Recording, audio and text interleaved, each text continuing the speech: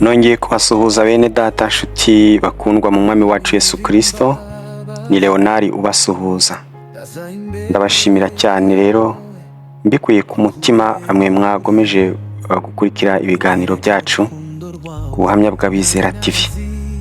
Mbere ya byose ndashima Imana yo yabanye natwe ikaturinda mu bihe bitoroshye twagiye tunyuramo, ko buri wese aba afite ibihe bye yagiye anyuramo kandi bigoye, ariko muri byose Imana yaraturengeye. Ntabwo twirengagije ko hari benshi bamaze gukurwa muri uyu mubiri, hari abafite ibibazo bitandukanye, hari abarwaye indwara zikomeye, hari abantu babaje mu buryo bumwe cyangwa ubundi, ariko turashima Imana ko nubwo bimeze bityo tugihumeka umwuka w'abazima. Imana yagomeje guhagarara mu ruhande rwacu.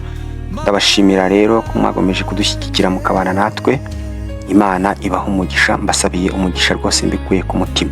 Turongera rero gusuhuza cyane cyane abadukurikira bari hanze y'igihugu cyacu cy'u Rwanda, abari mu bihugu bitandukanye bya Afurika, abari ku mugabane wa Burayi ndetse na Amerika ndetse na Aziya n'Uburayi yewe, kuko tureba tukabona hari abadukurikirana. Ibyo rero nibyo kwishimira ko ubutumwa dutanga, inyigisho dutanga zatangiye kujya zigenda zigera ku bantu, kandi benshi bagenda baduha mu by'ukuri ibitekerezo, badusabira imbaraga ku Mana kugira ngo turusheho gukomeza gukora uyu murimo tudacitse intege.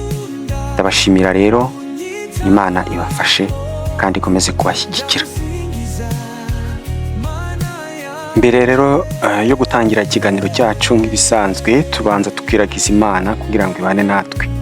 Reka dusenge twese hamwe. Mana Data wa twese, se w'umwami wacu Yesu Kristo, turagushimira kuri Imana idahinduka kandi itazigere dutererana na rimwe. Tugusabye kutweza gukiranirwa kwacu kose, kuko tugucumuraho uko bwije n'uko bukeye. Utwejeshe amaraso y'umwami wacu Yesu Kristo.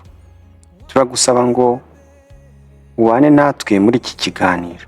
Mwuka wera w'Imana abane natwe kugira ngo ibitekerezo byacu biyoborwe nawe. Abakurikirana ikiganiro bose ubahe gusobanukirwa.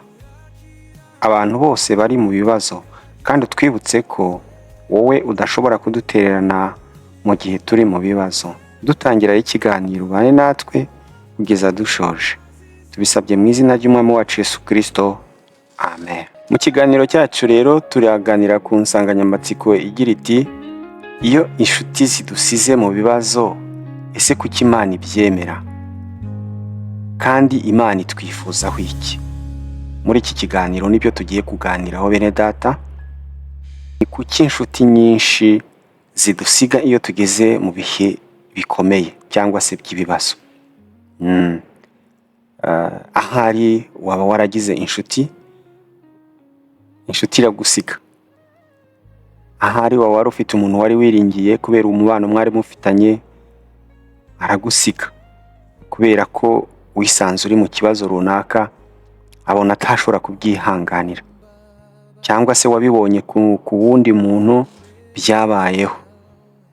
Ibyo rero nibyo tugiye kuganiraho, kuko ari ikibazo rusange dukunze kubona kandi gikunze kutubaho nk'abantu. Twifuje rero kubisobanukirwa, tumenye impamvu mu by'ukuri inshuti tugira hari aho tujya tugera zikadusiga zikigendera. Turaza no kureba mu by'ukuri impamvu Imana ibyemera. Turaza no kureba Bibiliya aho itubwira inshuti nyazo izo arizo. Mu kiganiro tugiye kugira rero ni ukuri turasobanukirwa byinshi. Bibutsa ko icyo tugamije mu gutanga inyigisho nk'izi no kuganira ari ukugira ngo habeho gusobanukirwa, dufashanye gusobanukirwa bimwe mu byo twibaza, bimwe mu byo duhura nabyo muri ubu buzima. Turaza rero kwifashisha ijambo ry'Imana, turaza kugenda dusoma. Tugiye kurebera hamwe rero impamvu nyamukuru zituma inshuti zidusiga. Impamvu ya mbere ni ubwoba. Ubwoba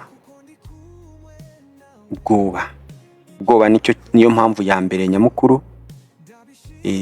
Impamvu abantu badusiga biterwa nuko bagira ubwoba nyine. Bagira ubwoba, bamwe baba batinya ko ibibazo bagenzi babo barimo ari ibibazo bikomeye, ari ibibazo badashobora kwihanganira, mbega imitima yabo, ubwenge bwabo, intekerezo zabo babona ari ibintu bibarenze, bakikura rero muri icyo kibazo ko babumva nyine babigiramo uruhare kandi wenda badafite ubushobozi bwo kubyihanganira. Ikindi cya kabiri ni uko abantu baba bakunze inyungu zabo. Hari abantu bakunda abandi, abantu bagakundana, ariko hari umwe cyangwa hari bamwe biteze inyungu ku bo bakundaga. Birumvikana rero iyo umuntu ageze mu bibazo, inyungu wari umukeneyeho inyungu, wari ufite ibyo amukeneyeho amubonaho byatumaga amukunda, nyine biba bibuze. Iyo bibuze uwamukundaga akeneye inyungu arigendera. Ibyo ni ibintu bisanzwe, arigendera nyine akamuta kubera ko ibyo yari amukeneyeho ntabwo aba akibibona. Ikindi cya kabiri kandi ni ubushobozi buke. Ubushobozi buke, hari igihe uri muri ibyo bibazo ariko inshuti zawe zidafite ubushobozi bwo kugufasha, bagahitamo guceceka ndetse no kuguhunga kuko bari kubona nta kintu bashobora kugufasha. Ikindi ni iki? Ni uko Imana nyine ishobora kuba ishaka kugukura mu bantu batazakugirira umumaro.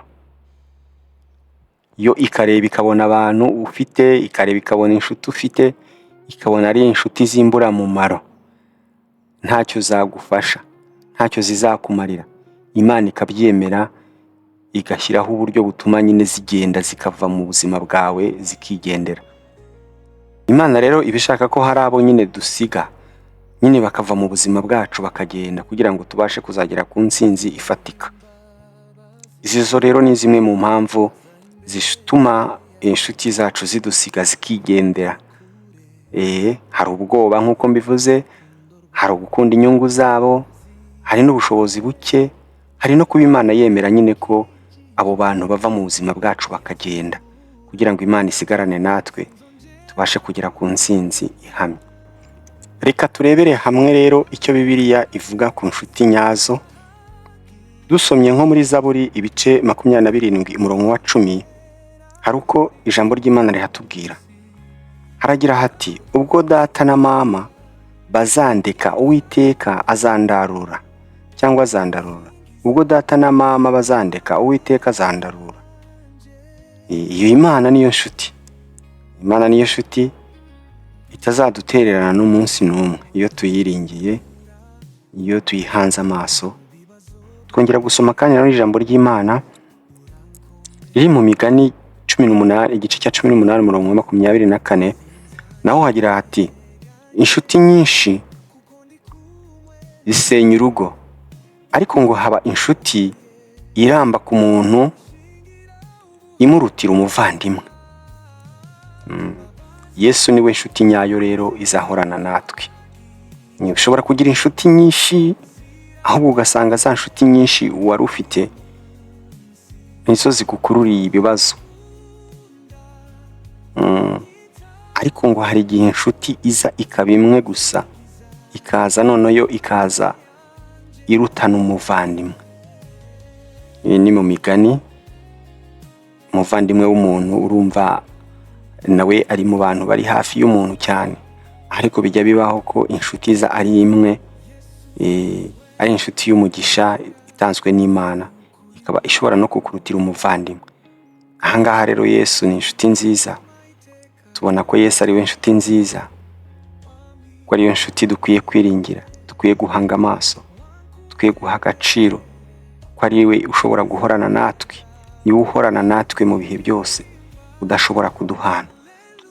Mu rwandiko rwa Timoteyo 2 ibice 4 umurongo wa 16 kugera kuri 17, naho dusoma ijambo ry'Imana aho ritubwira riti, nidusoma kino gice cyose ngo tuzabona nyine ibihe Pawulo yari arimo, ari nabwo yarimo asabira cyangwa se asaba Timoteyo kumusabira bitewe n'ibihe bidasanzwe yari arimo. Yaravuze ati, mwiburana ryanjye rya mbere nta wampagarikiye, ahubwo bose barampanye ntibakabibarwaho. nyamara umwami wanjye yarampagarikiye arankomeza kugira ngo ubutumwa bubwirizwe n'akanwa kanjye butagabanyije, kandi abanyamahanga bose babwumve. Nuko nkira akanwa k'intare. Yari mu bibazo Pawulo hano, muzasome kino gice cyose.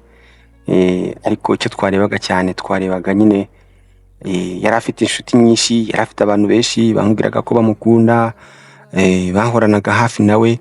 Ariko ngo yari igihe cyageze nyine ageze mu gihe cy'urubanza, agiye kuburana mu iburana rya mbere, ntihagira n'umuntu n'umwe uhagarara ngo amube hafi.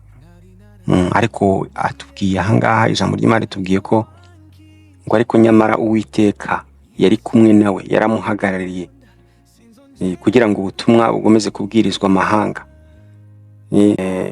Mu by'ukuri yabanye na Pawulo, kandi Pawulo mu bigaragara nyine nuko yaretse kwishingikiriza ku bantu, ahubwo yiringira Imana. Imana rero yabanye nawe.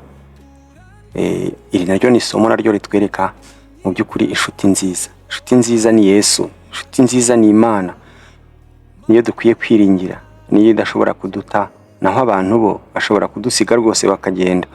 Twongera gusoma muri Yesaya igice cya 41 ku murongo wa 10. Naho hari uko Imana itubwira, hari icyo Imana itubwira, hari kitwigisha. Ntutinye kuko ndi Imana yawe, ntukihebe kuko ndi kumwe nawe. Nzajya gukomeza, ni koko nzajya ngutabara, kandi nzajya nkuramiza ukuboko kwanjye kw'iburyo, ariko gukiranuka kwanjye. Amen. Aha naho twongeye kubona ko mu by'ukuri Imana iduhumuriza, itubwira ko mu gihe cyose tuzaba turi mu bibazo, izabana natwe, izajya idukomeza, izajya idutabara, izajya ituramiza ukuboko kwayo kw'iburyo, ariko gukiranuka kwayo. No mu bihe bigoye rero Imana ibana natwe, no mu bihe bigoye Imana izabana natwe, ntabwo izigera dusiga nk'uko abantu bashobora kudusiga. Twakora iki rero iyo twataranywe n'inshuti zikaduhana? Icya mbere dukwiye kugira ni ukugira umutima utuje, tukirinda kugira inzika ku badusize, tukabareka nyine bakagenda. Icyo ni icya mbere, kugira umutima utuje, tukirinda kugira inzika tuyigirira abadutaye cyangwa abadusize. Ikindi cya kabiri twakora ni ukwitondera inshuti dufata cyangwa se inshuti tuba dufite, kumenya abazaba kumwe natwe no mu byago.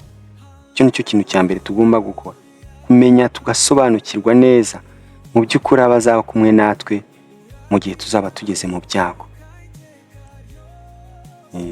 Ikindi twakora cya gatatu, ukwizera ko Imana izaduha abo dukeneye, ingenzi.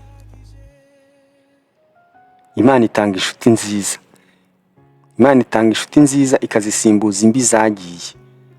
Ibi rero nibyo dukwiye kwizera, ko mu gihe turi mu ruhande rw'Imana hakagira abagenda bari mu buzima bwacu twari tuzi ko ari inshuti, tukizera ko niba turi mu ruhande rw'Imana izaduha izindi inshuti nyazo z'umumaro. Ikindi nuko dukwiye kumenya ko Yesu ari we inshuti nyayo, inshuti nyayo. Ntidukeneye abantu ngo baduhe ibyiringiro, ahubwo Yesu niwe udufasha, Yesu niwe udufasha. Hari ubutumwa rero twatanga ku bantu bose. Niba mu by'ukuri inshuti zawe zaragusize, ukwiye kutagira umujinya, kubera ko Imana ishobora kuba ibirimo gutoranyiriza abantu bazagufasha mu rugendo rwawe, ukabyizera. Ikindi twatanga nk'inyigisho cyangwa se nk'ubutumwa, nuko hakwiye kubaho kwihangana, kuko Imana igira amaherezo meza ku bayiringira. Amaherezo y'abiringira Imana ajya aba meza. Iki nicyo dukwiye nanone gufata nk'ubutumwa. Dukwiye kwihangana, kandi twamara kwihangana tukizera ko Imana iri gutegura iherezo ryiza ku buzima bwacu. Mana yacu, turagushimira kuko wabanye natwe mu kiganiro. tugushimiye inyigisho zitandukanye, tugushimiye ibyo twasobanuriwe, uduhe umutima wo kubyumvira no kumvira ijambo ryawe icyo ryadutegetse mu kiganiro. Twize byinshi, hari benshi bakomeretse, hari benshi bari muri ibihe bigoye, hari ababinyuzemo n'ababirimo byo kwisanga bari bonyine badafite inshuti kandi bari bazifite, birababaza, bibatera kwiheba ndetse no kwiganyira ko bumvaga basigaye ari bonyine. Ariko turagushimiye ko twize inyigisho nziza, udushoboze, utwambike imbaraga zo gusenga abafite ibibazo nk'ibyo ndetse n'ibindi bitandukanye, bose bakwegere kubera ko ari wowe inshuti nziza itabasha guta uwo ikunda, itabasha gusiga uwo ikunda. Turakwinginze rero kugira ngo ubane natwe, udushyigikire muri byose, udufashe kuba muri izo situwasiyo zose, abazinyuzemo n'abakizinyuramo, kandi ugomeze gushyigikira abantu bose bafite ibibazo. Kuba turi mu isi duhura n'ibibazo, umeze kwihanganisha kandi ugire gukomeza gukora ku byifuzo bya buri muntu wese muri twe. Turasabye twizeye ko ubikora kandi ukabikora kwesha icyubahiro mu izina ry'Umwami wacu Yesu Kristo. Amen.